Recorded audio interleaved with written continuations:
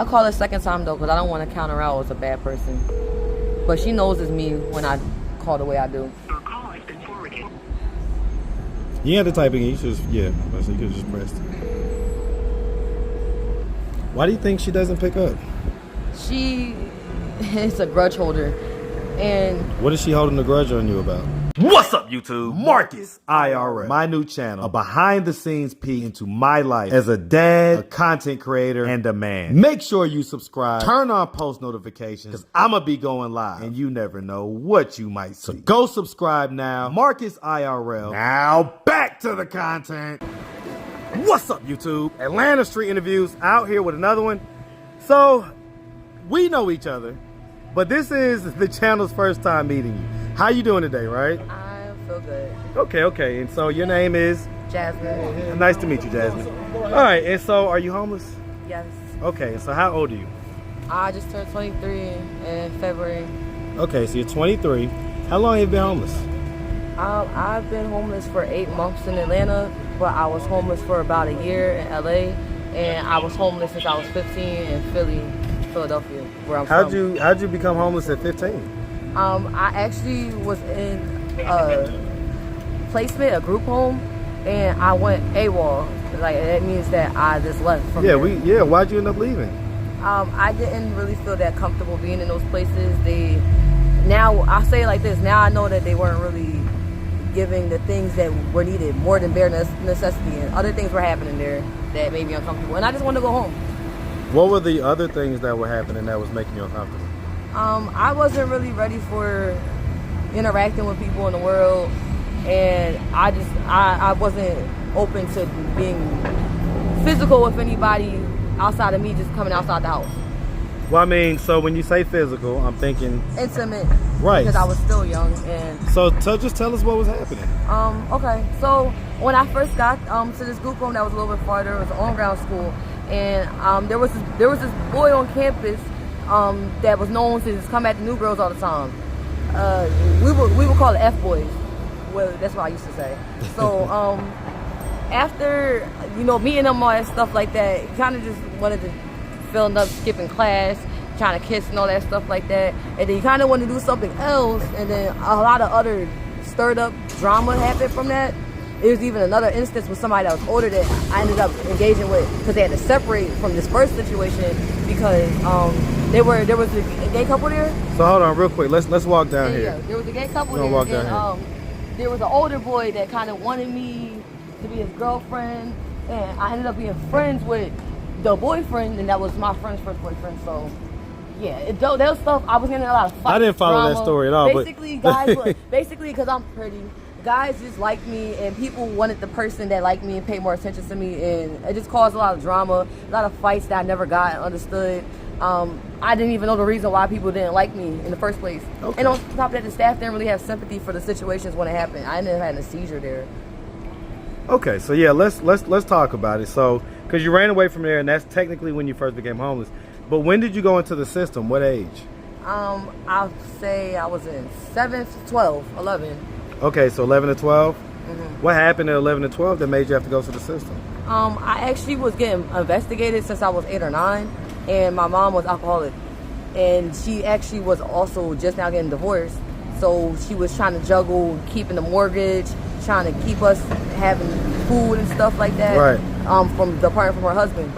And that's really what happened. She was trying to cope with it, and she was drinking a lot, and they saw it as not being a good place for me to stay, because she was kicking me out at nighttime. For what? She just got drunk and got in her moods. And kicking you out, where would you go? Well, the first time I was 8, it was snowing. Apparently my grandpa, or my papa, his sister lived across the street from where we stayed, so I went over there. But most times I would go to my grandparents' house. Okay, so, I get it. All right. So, do you have any kids? Yes, 2. 2? How old? I'm about to have a 6-year-old May 8th, and my daughter just turned 7 on March 14th. Okay, so they're like back to back almost. Okay, same dad or different dads? Same dad. Okay, so is the dad like active and present in their lives or whatever? He has been since we were together, since for my pregnancies, yes. Mm-hmm. And up until when my about to be 6-year-old, turned 5 months, just about. So around November, we were active parents.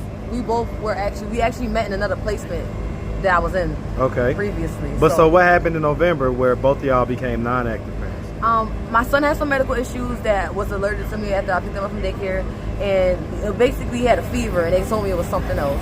And I was facing eviction at that time because I was just like a month behind rent. So the hospital saw. Well, hold on now, because eviction. You said that you was homeless for like 8 months here. Yeah, this is me and him. So this is how I said. His dad was a contractor. He did work on a lot of houses. So when I was pregnant, as I said, I wasn't with my family. I left this placement once I became pregnant. Okay. And then I ended up going back into a placement after I had my daughter. This is not the place I'm talking about. And like I said, uncomfortable situation I did not like. That's why I kept running. Somebody got shot right in front of the door, like where they placed me at. And I didn't feel safe there anymore. So I just got my own stuff that young. But we kind of skipped. Okay, so long story short though, the kids are in the system now or with family or So now my daughter was with me until my papa passed. And after he passed, he didn't want my ex to be around because of the aggressive behaviors he had with me. Okay. So that's what the hospital saw in my son. That's why he ended up getting adopted, and I was on doing it myself. I was going to court at this time. COVID was happening. They wouldn't really let me see. I think you're trying to explain things, but just the basic answer. Basically, medical issues. Sounds like. And I let them know I was getting evicted out of the place, and they added the eviction, which means I don't have a stable place, and the aggression of the dad. Right. And what they saw when I came back from work, and they just thought that it would be good to take them within a month and a couple months in a year, because apparently it was a law. What about your daughter? Same thing? My daughter, I've had her, it was just, this just happened literally probably like 2-3 months ago. November, December. So I went back to go get my daughter, because at this time the dad wasn't really active. He had his own stuff going on. And I finally dropped her off to him. After him not wanting to give her back the first time I dropped her off. And when I went to go back to go get her, there was so much. He dropped her off with so many different family members, and nobody was communicating with me. And at this time, I was in another state, also homeless on my own this time though. And after all of that happened, I went to the Department of Human Services for help, because I'm only knowing that the system is going to help me when I don't have nowhere to go. I've only known that most of my life. Okay. So once I did that, they kind of just looked at the situation. They didn't like the people that I was around. They didn't think it was suitable, so they just ended up taking her when I wasn't around, and I called the people. But then the dad's side came, they told them something different, which wasn't true. What did they tell them? They told them that I punched my daughter in the face.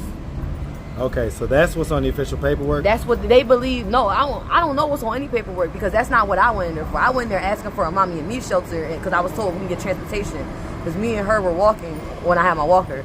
So they basically told them that, the dad's side, because that's why they came here. I was trying to contact them to get her. So I get it, but listen. So, yeah. I get it, but I've known you longer than that, and I've never seen you with your daughter or anything like that. So yeah, when I was out of the city trying to situate all of this stuff, doing? yeah, that's what I was doing. Okay, and she ended up, there was court dates. Well, let's just start from the beginning. Let's just start from the beginning real quick. Where you from? Philly. Philly? That's the accent I'm hearing. Shout out Philly, man. Shout out the whole state of Pennsylvania all day. All right, so growing up in Philly, did you have both mom and dad in the household? Not in the household. But you had both of them active and present? Financially So financially, dad was basic needs met. Okay, but not necessarily emotionally quality time wise and things like that. Okay, okay. That's my grandparents kind of served as placeholders for them. Okay, got you. So growing up, I mean, it sounds like you went into the system around, you say 8 or 9, or 8 or 9 is when the investigation started. Okay, and I put myself back, and sorry to cut you off. I put myself back in there because I was a juvenile delinquent. I was being bad. I was being rebellious, and I was upset because my dad just left. Well, I'm gonna ask, right? I mean, when you were younger, did anything like ever happen or anything like that? So there has been some things, like I said earlier, people coming up to me and engaging with me. They were older than me. They weren't in my age range. What age are we talking about? I'm gonna say 13. You was 13? That person must have been 13. How old were you? I must have been 10 or 11. and I have to timeline this right because when I was at my grandparents' house, I was there and then I wasn't there because I got taken out of there to go back into placement. Okay, so I mean, just on a plain level, the first time, yeah, I was 13 and it was a next door neighbor in my foster house or my foster home. What happened? So my foster mom dropped me off to go to like a Sunday summer camp. Okay. Sunday school summer camp. And I went with this she's a grandma, but she's a foster mom too, but for boys. Right. So there was two people. This person I think was there was a hurricane somewhere around this time, and that's why they were in there, so I can't really say where this person was from. But I went to the movies with them because the foster mom trusted me to go with them because I was a neighbor and stuff like that. Right. But there was a grandson, there was a foster kid. Okay. Now the grandson, there was kind of a push for us to date when I was with them all the time, and I was with the family, go with them to the amusement parks, it's the summer camps, right. the retreats, all that. Family friend type deal. I got So they just kind of automatically put us together, and yeah, like I said, we went to the movies, and I didn't ask to be fingered, foreplay, whatever it's called, in the movie theater. This person wanted me to give them head, oral, and did you end up doing it? Yeah, I didn't really want to. I didn't really know because there's other things that happened with my grandpa that was in the house. Was that like your first time doing it? Yeah, first time actually doing it because I thought I was supposed to like the person, but not the first time that I've been approached with that. Like when I was younger, a little bit younger, as I was trying to put a timeline on it. My grandpa's little cousin, they live in Washington. He would come. He came in my room when I came from school one day, and I was in 7th grade. He was like, I was playing GTA. And he was just like asking me, can I have sex with you? You can give me head. I don't know how he said it exactly like that, but that's what he was initiating, and that's when I said, no, I like girls. Like that was my response. I didn't really know how to say no, but that was my next response. So it could just get out my room. I get it. So, but he didn't like try to force himself or nothing like that. He didn't force himself. Okay, but you say the other guy in the movie theater, so would you describe that as forced them, or would you describe as you just doing it and then regretting it later? Neither. How would you describe it? Us being young, virgins, and puberty. So did you like end up having sex with him? After that, yeah. Okay, this is but not like in the movie theater or nothing? No, not that day either. Okay. This happened later. Okay. So because, it sounds like I say, movie theater, I know how that stuff is at that age, right? Your little finger action, sniff my finger type deal. That's how guys sniff my finger. I just fingers. That's how the guys be, okay?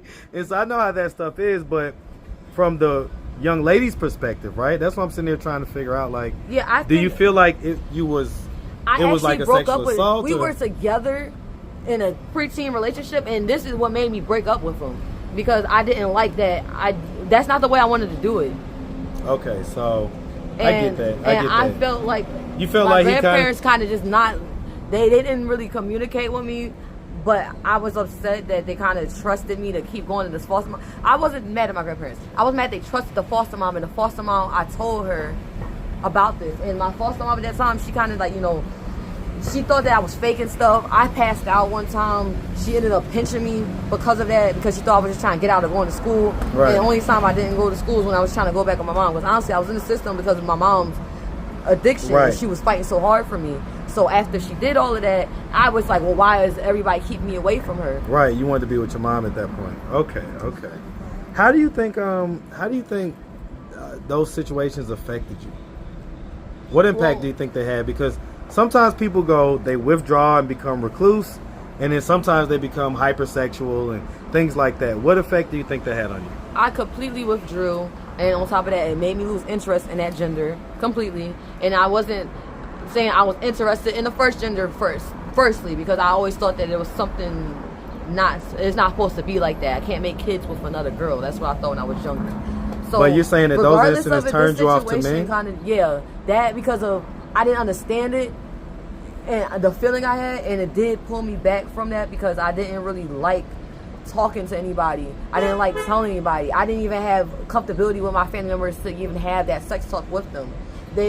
And I also lacked emotional anything in my household. We didn't say I love you. Wasn't hugs and kisses when you're saying bye. How does that make you feel when you look back on it? Like I look back at it now and I think about the things that they did not have and made them that way. So I try not to blame them. But before, I was really hurt about it. I didn't like it at all, and I took it out in anger. So you wanted to just have a loving type of household where you got affection and nurturing and all that good stuff. Mm-hmm. Okay, I get that. So, okay, so what are we doing at this point? Because like I say, I've known you for a little while out here. What are we doing at this point to try to get ourselves out of this situation? At this point, because I spoke to my parents after all of this, and I follow in my mom and my grandma's footsteps. They don't depend on a man for anything. So your I'm just trying to keep mom or your foster mom? As listed on my birth certificate, my biological mom. Got you. And so, like, does she live in Philly or in this area? Where does she live? They don't really answer the phone. I can call her like 33 times. I call her 100 times. She don't answer me. I just know that Let's call her right now. She's a federal worker. Yeah, call her. But you know what's crazy? What's that? My dad picks up now. Are they together? He broke up with his wife, I think. I don't know. I think they're roommates. That's not, sorry, private.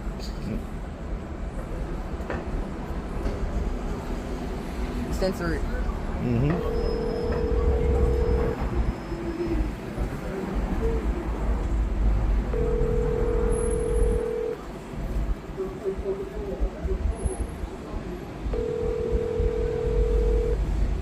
I'll call it second time though, because I don't want to count her out as a bad person.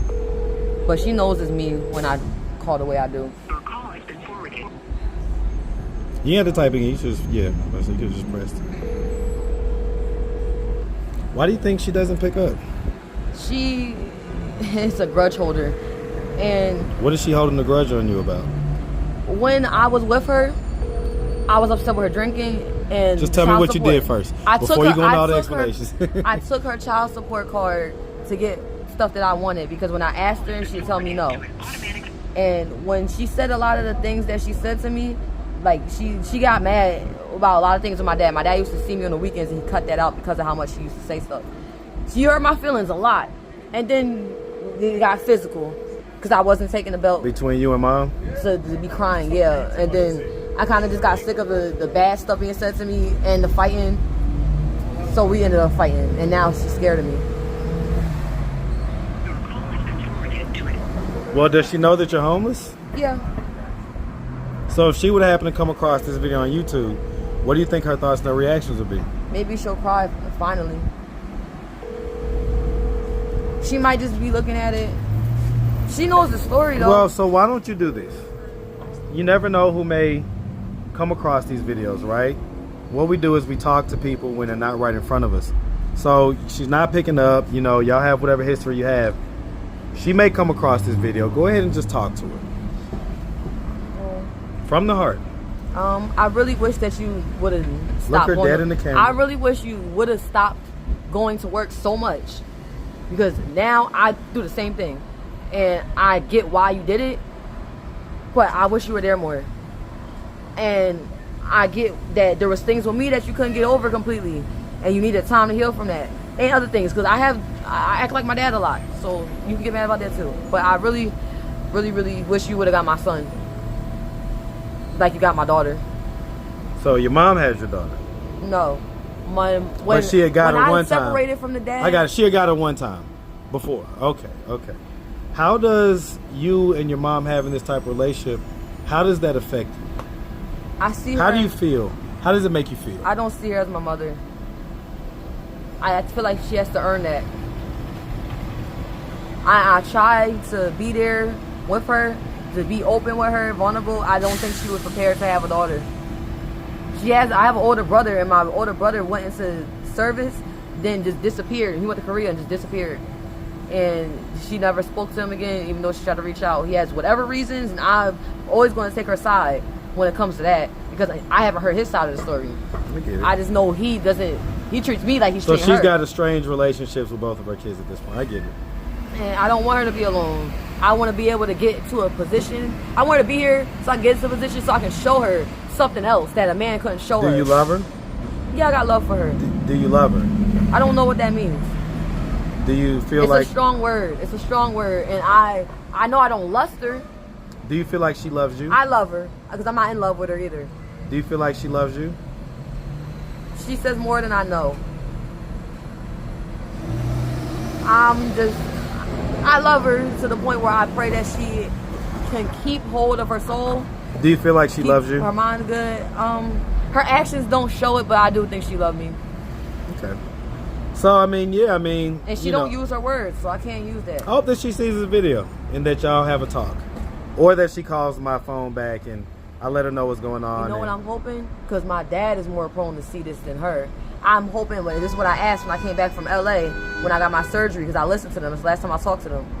I want them to have a conversation, because how they broke up and how they both went with their lives is not working for anybody. It's not getting them nowhere, and I do not want their consciousness to be any type of way where it's stuck, especially if they're not that connected to God as I would want them to be. I get that, but So, that's their relationship. We worried about you right now. So. Me as a kid, You March wanted them to stay 21st together. Before surgery, I just wanted to have a dinner and talk with them. Now that I'm grown, had my first drink with them, like it was my 21st birthday again. After that, we could have went our separate ways. I get why they feel how they feel. Okay. All right. Well, listen, Jasmine, we really appreciate you taking the time answering all of our questions. If anybody out there did want to reach out, help, or donate, do you have a way for them to do that? Do you have social media, Cash App, anything like that? You could cash at me at Pittsburgh MK9, like Pittsburgh Steelers, or Pittsburgh in Georgia. I still spelled the same way. Pitts, P-I-T-T-S. Yeah, we're not spell Pittsburgh. Okay. Pittsburgh MK9, And, right? My Instagram socials, JKRAX 2 E's. That's my original page. You can comment under there. Let me know that you've seen the video. I'll reach out to you for whatever things I'm currently building myself in so many different ways from this. Or Facebook. What's your Facebook? Jasmine Lopez Forbes. JAZMINE LOPEZ hyphen FORBES.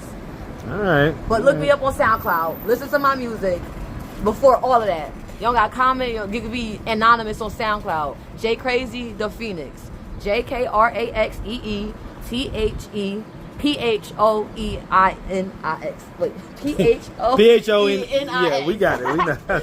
All right, Jasmine. Like I say, we really appreciate you. Definitely wish you nothing but the best. Okay. Okay. Make sure you have a good one, sweetie. All right. All right. All right.